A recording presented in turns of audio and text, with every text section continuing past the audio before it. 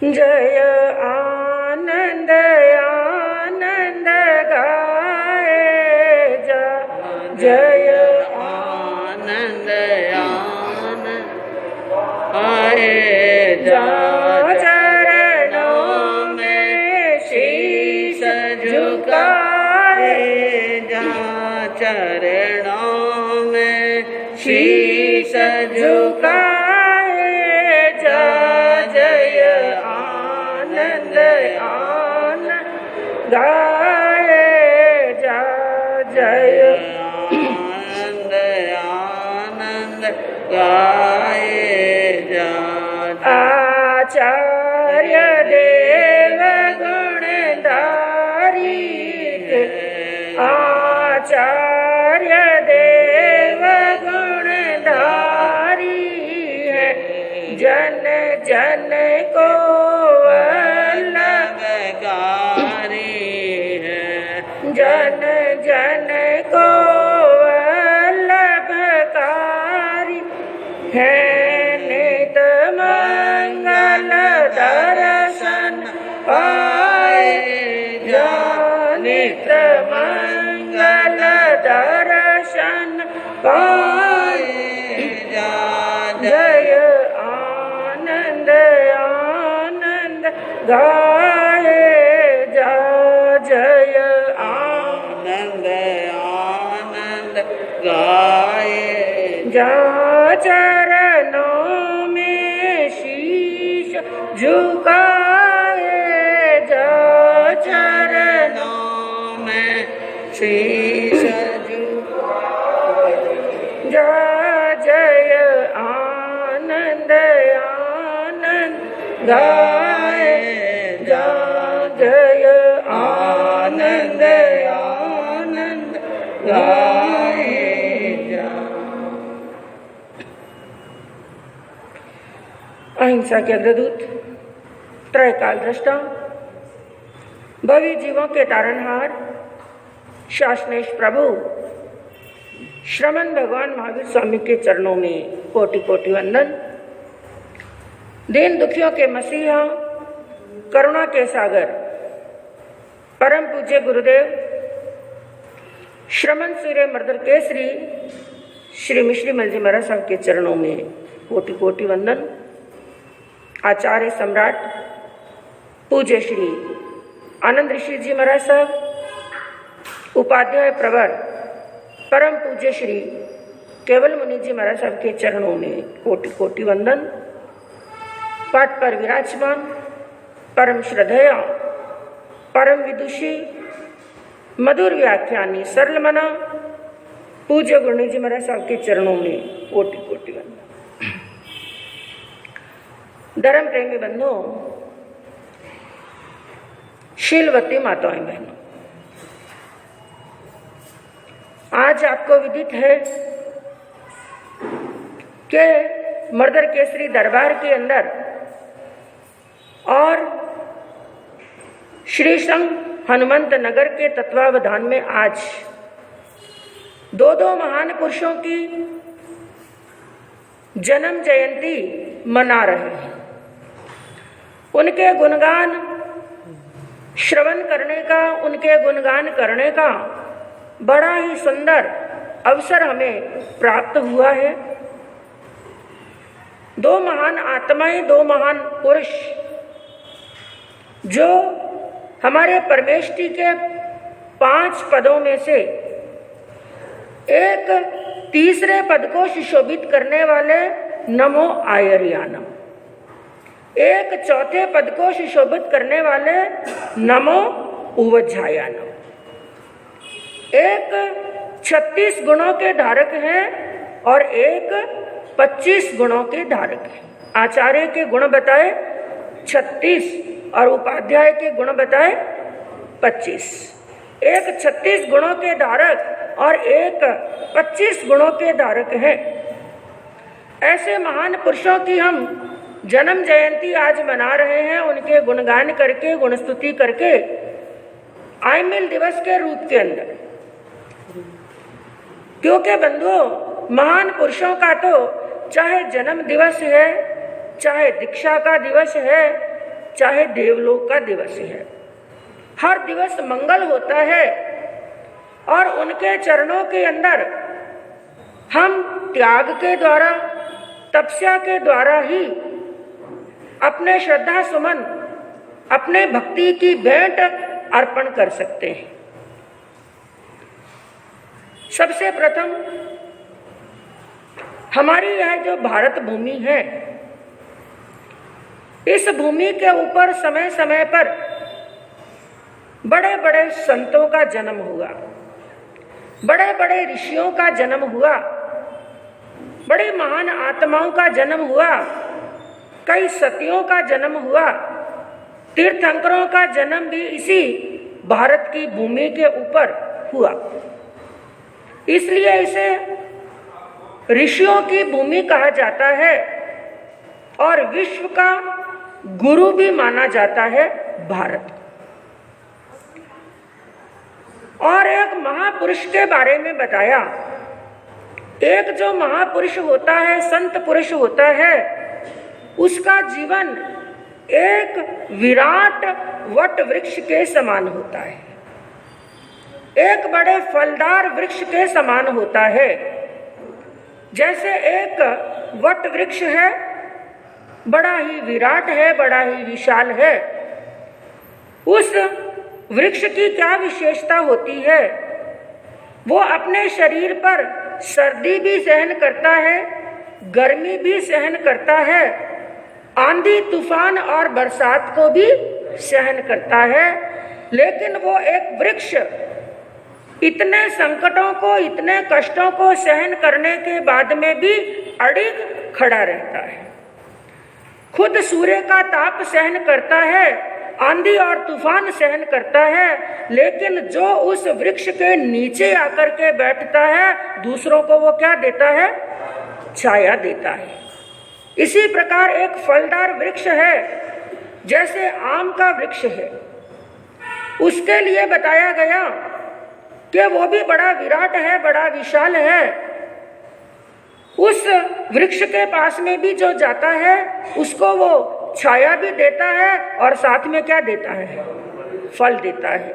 और फल यदि ऊंचा है, वैसे तो ज्यादा क्या होता है, आम के वृक्ष के ऊपर जितने ज्यादा फल आते हैं, जितने ज्यादा फल आते हैं, उतना ही वो नीचे झुक जाता है। कई बार तो इतना नीचे झुक जाता है कि उसकी टहनियां ठेठ जमीन को स्पर्श कर लेती हैं। एक छोटा सा बच्चा भी अपना हाथ ऊंचा करके फल तोड़ सकता है। यही गुणवान पुरुषों की पहचान होती है। जैसे जैसे उनके अंदर गुण आते जाते हैं ना, वैसे वैसे वो नम्र, विनयवान, सरल, सहज और विनम्रता की साक्षात प्रतिमूर्ति हो जाते हैं। और एक अहंकारी अज्ञानी की क्या पहचान है? उसके अंदर क्या रहती है? अकड़।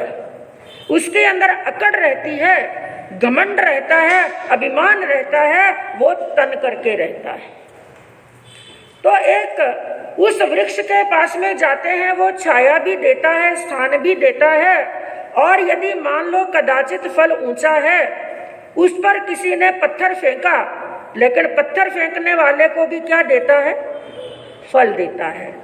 और आपके ऊपर, हमारे ऊपर कोई पत्थर फेंके तो उस बदले में क्या देंगे? ईंट का जवाब। ये बड़ी कोई मुश्किल बात नहीं है। ईंट का जवाब पत्थर से देना, एक गाली का जवाब 10 गालियों से देना कोई बड़ी बात नहीं है। लेकिन ईंट का जवाब फल से देना, पत्थर का जवाब फल से देना और गाली का जवाब भी बड़े प्रेम से देना, ये तो एक महापुरुष ही कर सकते हैं। इसलिए आज हम उन्हें याद करते हैं। हम आनंद ऋषि जी को याद नहीं करते, हम केवल मुनि जी को याद नहीं करते। हम किसको याद कर रहे हैं? गुणों को। जो पंच परमेष्टि महामंत्र है, इसको मंत्रों का महामंत्र क्यों कहा जाता है?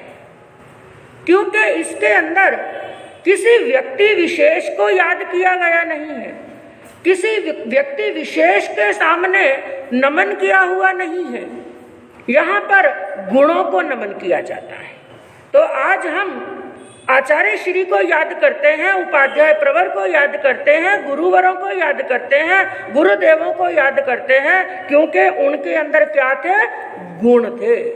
एक कवि ने बड़ी अच्छी बात कही, ना पत्थर को पूजता हूं, ना मूरत को पूजता हूं, ना पत्थर को पूजता हूँ, ना मूरत को पूजता हूँ, जर्रे जर्रे में तेरा जलवा है, बस मैं तो तेरे गुणों को पूजता हूँ, तेरे गुणों को याद करता हूँ। और बंधुओं, वो संत ही होते हैं जो समाज के अंदर, घर घर के अंदर, हर एक प्राणी के दिल के अंदर दया के सागर को बहा देते हैं, दया की नदियों को बहा देते हैं, करुणा का झरना बहाते हैं, संस्कारों का झरना बहाते हैं, वो होते हैं संत।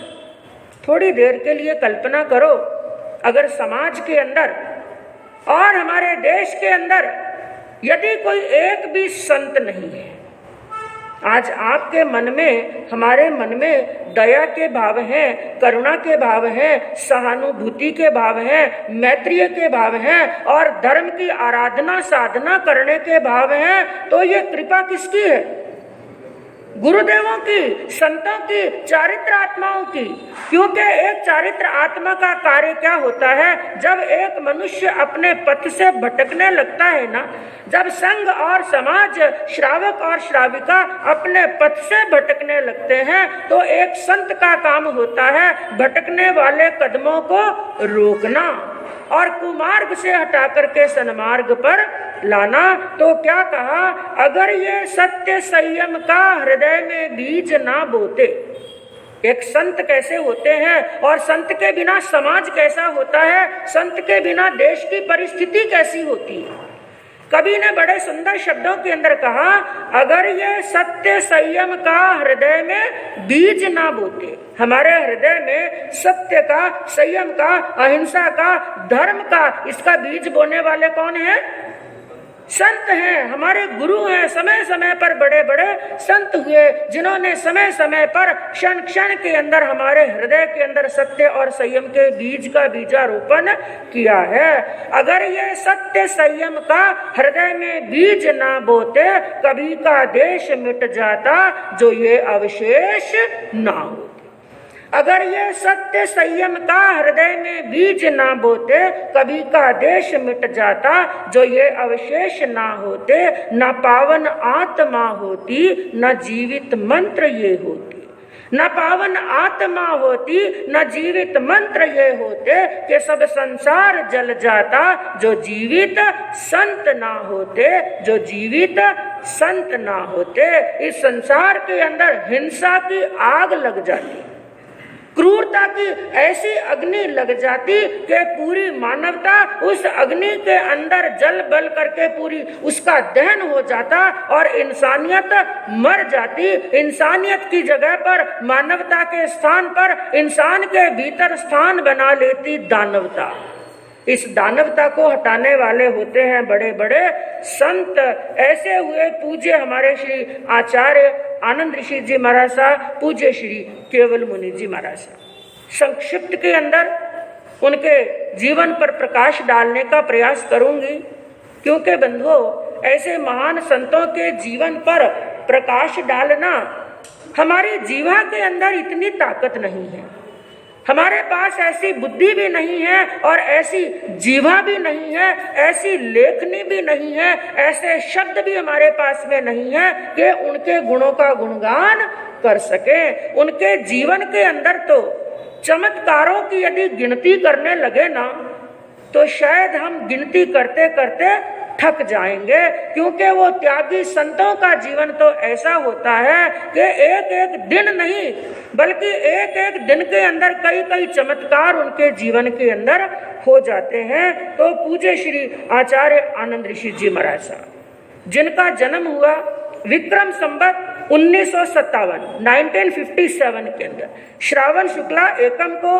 महाराष्ट्र के अहमदनगर के चिंचोड़ी गांव के अंदर, जिनको जन्म दिया माता हुलसाबाई ने और पिता का नाम देवी चंदीसा गुगलिया। घर के अंदर बालक का जन्म हुआ जिसका नाम रखा गया नेमीचंद। क्या नाम रखा? नेमीचंद। और नेमीचंद के नाम के से तो उनको जाना ही जाता था, लेकिन धीरे धीरे जैसे जैसे बड़े हुए, 8-9 साल की उम्र के अंदर आए, उनका एक नामकरण और कर दिया अड़ोसियों ने, पड़ोसियों ने, गांव वालों ने। नेमीचंद तो नाम रखा माता और पिता ने, लेकिन लोगों ने उनका एक नाम और रख दिया, गोटीराम। क्या नाम रखा? क्यों रखा गोटीराम? क्योंकि बचपन के अंदर ही, बहुत अल्प वय के अंदर, छोटी उम्र के अंदर नेमीचंद जी को संगीत की कला के अंदर बड़े पारंगत थे, बड़े अच्छे संगीतकार बन गए थे। क्योंकि बंधुओं, ये सब जो कलाएं होती हैं, चाहे वो भाषण देने की कला है, चाहे भजन गाने की कला है, चाहे चित्रकला है, ये जितनी भी कलाएं हैं ना, ठीक है, सीखना पड़ता है, तो भी ये सीखने से इतनी नहीं आती हैं, ये तो गॉड गिफ्ट है। पिछले जन्म के अंदर शुभ नाम कर्म का बंद किया तो अच्छा स्वर मिलता है, अच्छी संगीत कला मिलती है, सुंदर शरीर मिलता है, सब पूर्व जन्म की पुण्यवानी भी बड़ा साथ देती है। तो बहुत छोटी उम्र के अंदर ही बड़ी जोरदार संगीत कला थी, और संगीत कला होने के कारण से सभी संगीत गाने वाले, कई भजन गाने वालों की गोष्ठियां होने लगी। आप लोगों की मीटिंग होती है ना, व्यापारियों की क्या होती है? मीटिंग। इसी प्रकार संगीतज्ञों की होती हैं गोष्ठियां, आपस में मिलते हैं, अपनी अपनी कला बताते हैं। तो बचपन के अंदर ही संगीतकारों की वो बड़ी बड़ी गोष्ठियां करने लगे थे, तो गोष्ठी का छोटा नाम कर दिया गोटीराम। गोष्ठियां करने के कारण से नाम क्या पड़ गया? गोटीराम नाम पड़ गया। तो संगीत की भी कला थी, गोष्ठियां भी करते थे, और जीवन के अंदर एक, क्योंकि बंधु अक्सर क्या होता है, जीवन में ऐसी घटनाएं घट जाती हैं जिनके बारे में व्यक्ति सोचता भी नहीं, क्योंकि अशुभ का चिंतन कौन करे, बुरे का चिंतन कौन करे, लेकिन जो होनहार है वो होकर के ही रहता है। मात्र 8 वर्ष की उम्र थी, 7-8 साल की उम्र थी कि पिताजी का वियोग हो गया। और ये घटना आप किसी एक संत के जीवन की नहीं, चाहे वो आचार्य आनंद ऋषि जी महाराज साहब हैं, चाहे पूज्य गुरुदेव मर्दर केसरी जी महाराज साहब, वो भी छोटी उम्र के अंदर थे, बड़ी 4-5 साल की छोटी उम्र थी तब माता का साया उठ गया था। चाहे पन्ना लाल जी महाराज साहब का जीवन ले लो, चाहे हस्तीमल जी महाराज साहब का जीवन ले लो, चाहे मधुकर जी महाराज साहब का जीवन ले लो, जितनी भी बड़ी बड़ी महान हस्तियां हुई ना, किसी के माता का वियोग हुआ, किसी के पिता का, गणेशी लाल जी महाराज साहब के जीवन का भी यही प्रसंग आता है। माता जी चले गए, पिताजी चले गए, और पालन पोषण करने वाले दादी जी भी चले गए। 2 भाई रहे, एक छोटे भाई का सहारा था, कोई बात नहीं, भाई के सहारे ही जी लूंगा, लेकिन एक समय आया का भाई का भी क्या हो गया? वियोग। तो उनके भी पिताजी का वियोग हो गया। लेकिन जो संत आत्मा होते हैं बंधुओं, वो मुश्किलों से घबराते नहीं है। महान वही बनता है जो ठोकरें जीवन के अंदर खाता है, लेकिन हर ठोकर से सबक लेता है, हर ठोकर से सबक लेता है। तो पिताजी का वियोग हुआ और उनकी माता हुलसा बाई जो पूरे धर्म ध्यान के अंदर लग गई, और माता का कर्तव्य है कि अपने संतान को भी अच्छे संस्कार दे। उस समय वो कच्ची मिट्टी होती है। जब बच्चे थोड़े बड़े हो जाते हैं ना, तो माँ क्या कहती है कि बच्चा मेरा कहना नहीं मानता। मैं कहूँ ज्यादातर बच्चे को बिगाड़ने में हाथ किसका है? पहला हाथ माता का, दूसरा हाथ पिता का। सबसे पहला हाथ होता है माता। यदि चाहे ना, अपने संतान को गर्भ के अंदर भी ऐसे संस्कार दे सकती है कि गर्भ के अंदर भी वैरागी बना सकती है। ऐसे हमारे भारत के इतिहास के अंदर एक नहीं अनेक उदाहरण है कि कई माताओं ने, जब उनका जीव गर्भ के अंदर था, उनकी संतान गर्भ के अंदर थी, गर्भ के अंदर ही ऐसे संस्कार दे दिए। जैसे अभिमन्यु का वर्णन आता है कि नहीं? अभिमन्यु ने, बहने बातें ने, अभिमन्यु का वर्णन आता है, जब अभिमन्यु मां की गर्भ में थे उसी समय उन्होंने चक्रव्यूह के अंदर प्रवेश करना सीख लिया। तो मां देती है संस्कार, तो मां धर्म ध्यान के अंदर लग गई। एक बार का प्रसंग हुआ कि अहमदनगर के अंदर महासती राम कंवर जी मरासा, चातुर्मास चल रहा था। माता हुलसा के मन में विचार आया, चलते हैं सतिया जी का प्रवचन सुनेंगे। पहुंच गए, प्रवचन सुना, प्रवचन हुआ, मंगलिक लिया और मंगली के बाद में वापस अपने गांव अपने घर जाने के लिए अपने बालक को मां लेकर के रवाना हुई। और उस समय ये ऑटो रिक्शा वगैरह तो थे नहीं, लोग या तो रिक्शा में जाते थे या तांगे में जाते थे। तो माँ अपने बच्चे को लेकर के तांगे में बैठ गई। तांगा चल रहा है, अचानक किसी कारण से घोड़ा बिदक गया और तांगा एकदम उछला।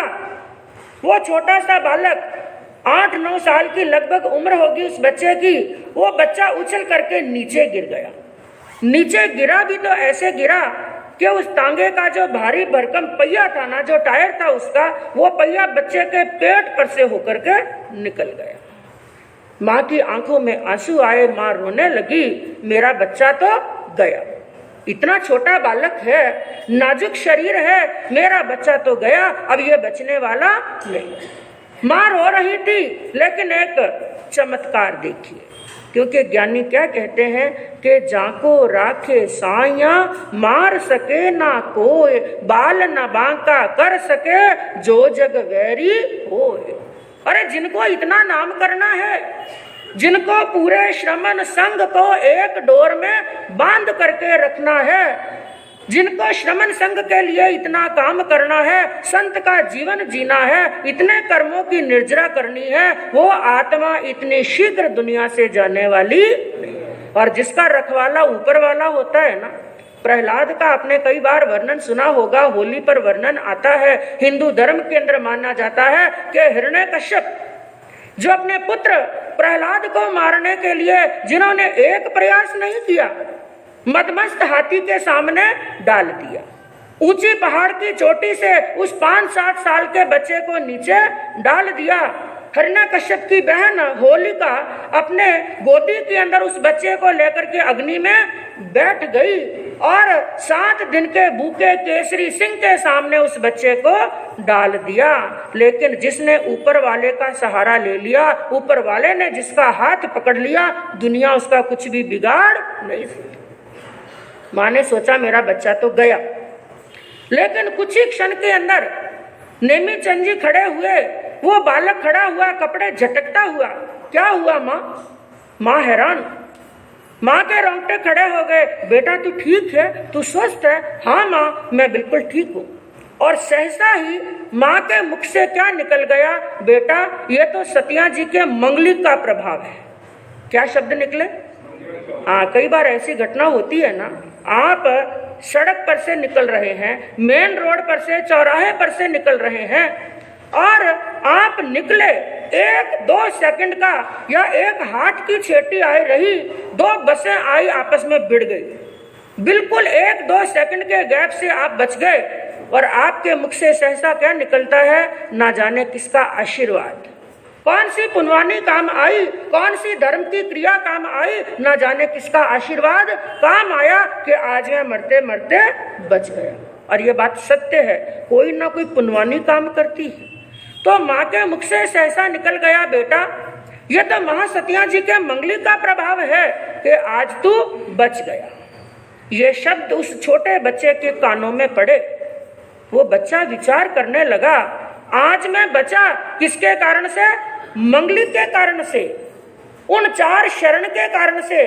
मंगली के अंदर आप लोग रोज सुनते हैं कि एक जीव आत्मा के लिए शरण कितनी? 4। कौन कौन सी? अरिहंतों का शरणा, सिद्धों का शरणा, साधुओं का शरणा, केवली प्ररूपी दया धर्म का शरणा। अरे ऐसे शरण के कारण से मैं बच गया, तो आज से मुझे अपना जीवन ऐसी शरण के अंदर ही अर्पण कर देना है। इतने छोटे से बच्चे के पूज्य गुरुदेव मर्दर केसरी जी के जीवन का भी यही किस्सा आता है। एक समय आया था जब चेचक की बीमारी हुई और उनके पिताजी ने, शेषमल जी ने, ये मन के अंदर जान लिया था कि मेरा बच्चा तो गया, अब ये तो जाने वाला है। 7 घरों में अकेले थे। शेषमल जी ने हिम्मत छोड़ दी, लेकिन योगान योग बुद्धमल जी मरासा, मानमल जी मरासा वहां पर पधारे। पता चला शेषमल जी का पुत्र तो अंतिम शैया के अंदर है, अंतिम सांसें गिन रहा है, और संत गए वहां पर। स्थिति परिस्थिति देखी और स्थिति परिस्थिति देख करके मंगलिक दिया, लेकिन एक बात कह दी, शेषमल जी आपने तो ये जान लिया, क्योंकि आपके लिए तो ये बच्चा गया। अगर ये धर्म के प्रताप से बच्चा बच जाए ना, तो इस बच्चे को जिन शासन में अर्पण कर देना। और कहते हैं कि मरता क्या नहीं करता। जब ऐसी परिस्थिति होती है ना, तो लोग हुंकारा तो बड़ी जल्दी भर देते, हाँ भाई ये बच्चा तो यूं भी गया। लेकिन आशीर्वाद समझिए संतों का कि वो बच्चा सच में स्वस्थ हो गया, स्वस्थ हो गया बच्चा। शेषमल जी ने मन में क्या सोचा, संतों से वचन किया है, इसलिए बच्चे को लेकर के यहाँ से चला जाऊं। कुछ समय के लिए वो स्थान छोड़ दिया। संत भी भूल जाएंगे, लोग भी भूल जाएंगे। इंसान भुलाने की कोशिश करता है, लेकिन कर्म मनुष्य को लाकर वहां पर मिला ही देते हैं। एक समय आया कि लगभग 25-26 साल की उम्र हुई होगी। पता चला मिश्रीमल जी को, उनके मित्रों ने एक बार हंसी खेल करते हुए, बातें बातें मजाक करते करते कह दिया कि मिश्रीमल जी तुम्हारी ये उम्र, तुम्हारा ये जीवन तो संतों का दिया हुआ है, तुम तो यहाँ से कब के चले गए थे, और तुम्हारे पिताजी ने तो वादा किया था संतों के साथ में, वचन दिया था संतों को, मेरा बेटा बच जाए तो मैं जिन शासन को अर्पण कर दूंगा। ये शब्द जब मिश्रीमल जी ने सुने तो मन में विचार किया, अरे ये जीवन तो बोनस का है, मैं तो चला गया था दुनिया से। जिस गुरु ने मुझे बचाया है, जिस गुरु ने जीवन दान दिया है, उसी गुरु के चरणों के अंदर जीवन को समर्पित कर देना चाहिए। निकल पड़े थे, और शेषमल जी ने खूब विरोध किया। गुरुदेव की जयंती आएगी तो ये भी बताएंगे। अंतिम समय तक शेषमल जी उन्होंने केस कर दिया था। ये मोह होता है ना, ये मोह बड़ा खतरनाक होता है, आसक्ति बड़ी खतरनाक होती है। दूसरे का बच्चा दीक्षा लेता है ना, तो आप लोग बड़ी जोरदार अनुमोदना करते हैं। धन्य है उस बच्चे को, धन्य है उस माता पिता को जो जिन शासन में अर्पण कर रहे हैं। लेकिन जब खुद के बच्चे को वैराग आता है तो हाँ, कई बार तो साधु संतों की मुंह पत्तियां तक खींचने के लिए चले जाते हैं। ऐसा हुआ है, रघुनाथ जी महाराज साहब ने जब वैराग आया ना, बूधर जी महाराज साहब को सोचे सिटी का स्थानक छोड़ करके वहां से क्या करना पड़ा था। गांव वालों ने कह दिया था बड़ा यहाँ पर झगड़ा हो जाएगा, ये बहुत बड़े पद के ऊपर है, ओहदे के ऊपर है, यदि आप अपना साधुपना बचाना चाहते हैं ना, आप चाहते हैं लोग आपकी मुंह पत्तियां ना खींचे, इसलिए यहाँ से रातों रात क्या हो जाओ, विहार करना पड़ गया था। ऐसे ही शेषमल जी ने भी, दीक्षा भी हो गई, केस चलता रहा कई वर्षों तक। बुद्धमल जी के ऊपर और मानमल जी महाराज साहब के ऊपर केस चलता रहा, और सुनने को मिला कि दीक्षा होने के बाद में भी अपने पुत्र मुनि के यानी मर्दर केसरी जी महाराज साहब के दर्शन नहीं किए। और जब उनके जीवन के कुछ महीने शेष रहे, लोगों ने समझाया, अरे भाई अपने पुत्र के, अपने मुनि के दर्शन करके आओ, क्यों देश करते हो, वो तो आप कोई घर पर आने वाले हैं नहीं। इसलिए कुछ ही महीने शेष बचे थे। महाराज साहब के गुरुदेव के उन्होंने दर्शन किए, दर्शन कर घर पर आए, कुछ दिन रहे और आयुष क्या हो गया था, पूर्ण हो गया था। तो कहने का तात्पर्य क्या है, उस समय आनंद ऋषि जी यानी नेमीचंद जी को भी क्या आ गया, वैराग। जिस मंगलिक के प्रभाव से, जिन 4 शरण के प्रभाव से मेरा जीवन बचा है, तो उसके अंदर ही अपना जीवन अर्पण कर देना। उसी दिन से वैराग्य की भावना जागी, और जागते जागते वैराग्य इतना बड़ा, मात्र 13 वर्ष की उम्र में। बड़े बड़े संतों का यही वर्णन सुनेंगे। पूज्य आचार्य हस्तिमल जी महाराज साहब ने कितने साल की उम्र में दीक्षा ली, कैसा गौतम चंद जी, 9.25 साल। जो बचपन की उम्र है, खेलने की, खाने की, मौज मस्ती करने की उम्र है, उस जीवन के अंदर ऐसा कंटकीर्ण मार्ग, ऐसा मार्ग, जिस मार्ग को प्रभु ने क्या फरमाया है, एक तराजू के अंदर 1,00,000 योजन के मेरू पर्वत को तोलने के समान बताया है, ऐसे जीवन को मात्र 13 वर्ष की उम्र के अंदर पूज्य श्री रतन ऋषि जी महाराज साहब की सेवा के अंदर अपना जीवन अर्पण कर दिया और दीक्षा हो गई। दीक्षा तो ले ली, लेकिन बंधुओं ऐसे मार्ग पर चलते हैं ना तो परीक्षा बड़े सताते हैं, परीक्षाएं बड़ी होती हैं। जैसे भगवान महावीर ने दीक्षा ली और पहले दिन ही क्या आ गया था, पहले दिन ही परीक्षा आ गया था, तो परीक्षा हुई। पहला चातुर्मास था पूज्य आनंद ऋषि जी महाराज साहब का मनवाड़ के अंदर। कहाँ पर था? मनवाड़ के अंदर। मात्र 13 साल की उम्र, चातुर्मास चल रहा था। एक दिन वो 5वीं समिति के लिए, बाली भूमिका के लिए जंगल गए। वापिस लौट रहे थे, वहां पर एक सन्यासी खड़ा था। पहले पुराने समय के अंदर बंधुओं कई ब्राह्मण, कई सन्यासी लोग, अन्य धर्म को मानने वाले कई यति लोग भी ऐसे होते थे जो जैन साधु संतों से बड़ा द्वेष करते थे।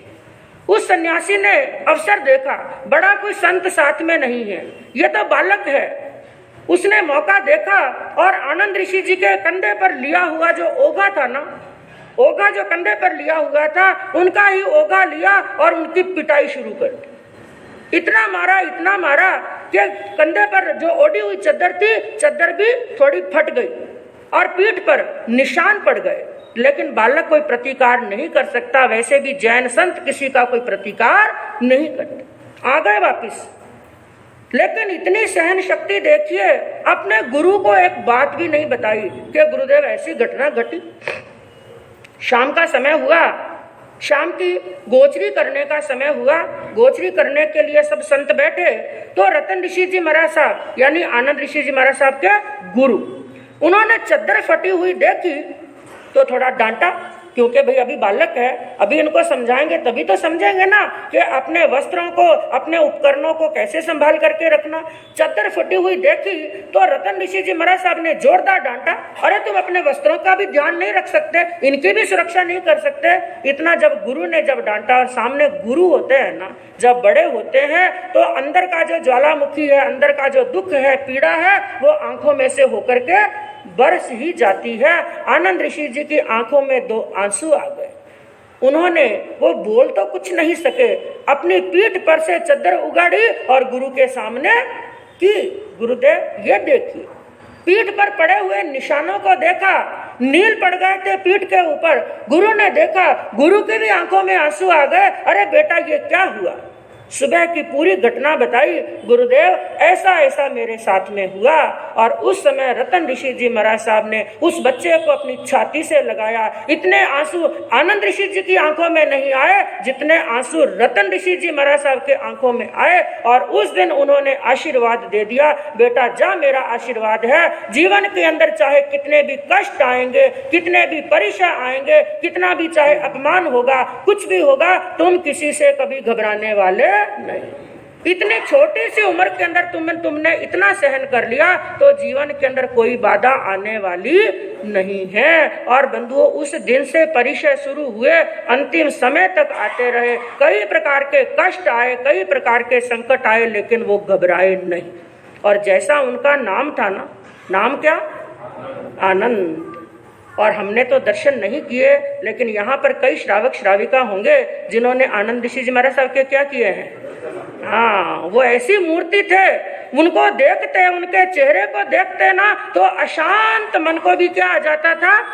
आनंद। और उनकी सोच कैसी थी, एक छोटी सी घटना बताऊं मैं, क्योंकि गुरनी जी महाराज साहब को भी श्रवण करना है। एक छोटी सी बात बताऊं।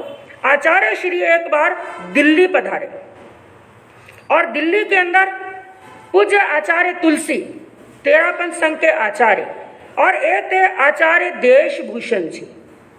आचार्य श्री के मन के अंदर एक विचार आया, क्यों ना कुछ ऐसा प्रयास किया जाए कि हमारा सकल संघ एक हो जाए, जैन समाज एक हो जाए।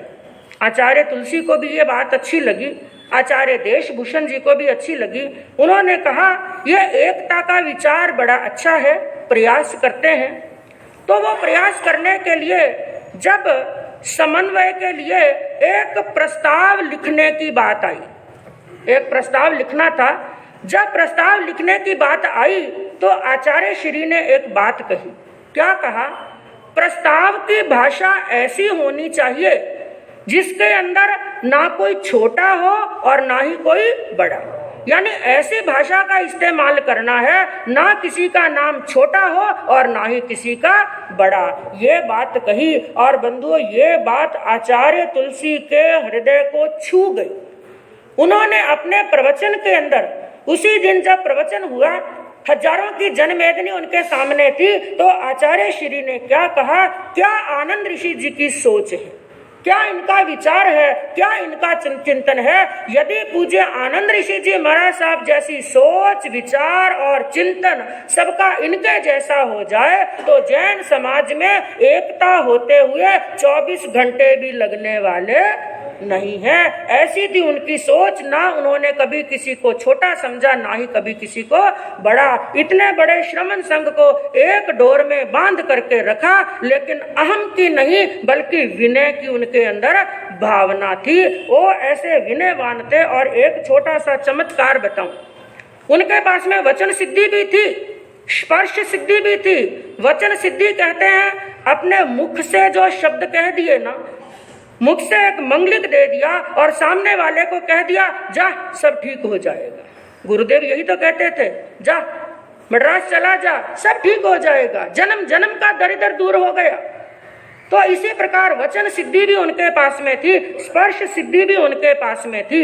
एक बार की घटना आती है कि एक श्रावक जी आचार्य श्री के दर्शन करने के लिए आए, वो भी किसी तांगे में बैठ करके, और वहां पर आए और रास्ते के अंदर क्या घटना घटी कि उस व्यक्ति को रास्ते में ही एक सांप ने काट लिया। वो श्रावक जी घबरा गए और वो भी व्यक्ति सामने तड़पने लगा, उसके शरीर में विष फैलने लगा और वो श्रावक जी झटके से तांगे से उतरे और दौड़े दौड़े स्थानक के अंदर गए और आचार्य श्री को कहा, आचार्य श्री ये क्या हो गया? उसको सांप ने काट लिया। आचार्य श्री ने बड़े प्रेम से कहा, चिंता मत कर।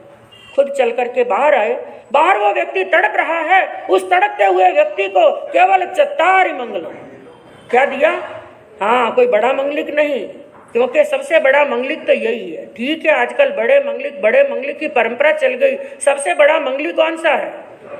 कई बार श्रावकों को चतारी मंगलम देते हैं ना, तो सामने वाले श्रावक लोग क्या कहते हैं? बाजी कौन सा मंगलिक दो? बड़ो मंगलिक। सत्य बात यह है, इससे बढ़कर के कोई मंगलिक है ही नहीं। वो ठीक है, 2-4 मंत्र जोड़ दिए और आप लोगों को संतुष्टि हो गई। आप लोगों का संतुष्टि के लिए 4 बार स्तोत्र जोड़ देते हैं, बाकी नमस्कार मंत्र से बड़ा कोई मंत्र नहीं है और चतारी मंगलम से बड़ा कोई मंगलिक नहीं है। और जिनके पास में वचन सिद्धि होती है ना, चतारी मंगलम कहीं चाहे 2 पद ही बोले, 2 पद छोड़ दें, उनके पास में ऐसी वचन सिद्धि, ऐसा मंगलिक दिया, कुछ ही देर के अंदर उसके शरीर का विष उतर गया और वो व्यक्ति खड़ा हो गया। और ऐसा एक नहीं बंधुओं, कई गुण उनके जीवन के अंदर थे और उनके गुणों का जितना गुणगान करें उतना ही कम है। और पूज्य श्री केवल मुनि जी महाराज साहब के बारे में कहा, जो बड़े कला के प्रेमी थे। उनके भजन 500 से भी अधिक भजन जिन्होंने जोड़े, और उनका एक एक भजन भाषा बिल्कुल सीधी, एकदम सीधी सादी भाषा, लेकिन उनके अंदर रस इतना भरा हुआ है ना, जब कोई मेरे गुरुनी जी की तरह गाते हैं, मेरे गुरुनी जी की तरह मधुर आवाज में गाते हैं ना, पूरी सभा झूम जाती है। ऐसे वो कला के प्रेमी थे। और सबसे बड़ा गुण जो आजकल ज्यादातर सबके अंदर ये कमी कहते तो कोई अतिशयोक्ति नहीं होगी, सबसे बड़ा गुण था उनके अंदर नाम की भूख नहीं थी। मद्रास के अंदर एक श्रावक जी ने कहा पूज्य श्री केवल मुनि जी महाराज साहब को, गुरुदेव मैं एक विमेन कॉलेज बनाना चाहता हूँ, और ये कॉलेज यदि बने तो मैं अकेला 80 लाख रुपया देने के लिए तैयार हूं, लेकिन किस कंडीशन पर? उस कॉलेज का नाम आपके नाम से होना चाहिए। लेकिन केवल मुनि जी महाराज साहब ने क्या कहा, उस कॉलेज का नाम मेरे नाम से नहीं, भगवान महावीर से बढ़कर के किसी का नाम नहीं। और कॉलेज की बात छोड़ो, मेरे दुनिया से जाने के बाद में भी मेरे नाम की कोई संस्था नहीं होनी चाहिए। ऐसे थे बंधुओं। और आज नाम के लिए, चाहे साधु समाज है चाहे श्रावक समाज है, नाम के लिए कुछ भी करने के लिए तैयार हैं। बस 2 लाइनें कह करके अपने वक्तव्य को विराम देती हूँ। क्या कहा आनंद ऋषि जी महाराज साहब के लिए कि सूरज कहूँ तो आग है। आनंद ऋषि जी महाराज साहब को यदि सूरज की उपमा दे तो सूरज में क्या है? आग भरी हुई है। सूरज कहूं तो आग है, चंदा कहूं तो दाग है। चांद में क्या है? उनमें कोई दाग नहीं था, ना ही आग थी। क्या कहा? सूरज कहूं तो आग है, चंदा कहूं तो दाग है, गुरु आनंद बस आनंद है, जिनमें आग है ना दाग है। तो एक साथ मिलकर के आचार्य श्री के नाम का जयकारा लगाएंगे। बोले पूज्य श्री आनंद ऋषि जी महाराज साहब की, उपाध्याय प्रवर पूज्य श्री केवल मुनि जी महाराज साहब की। ओम शांति।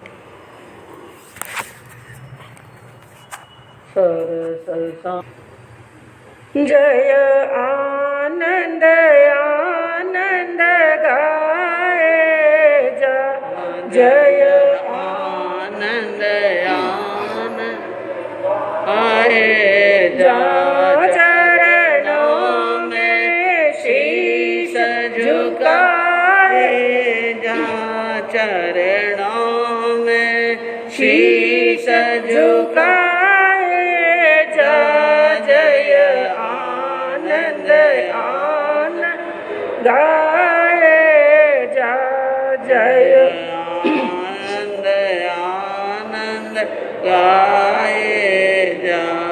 आचार्य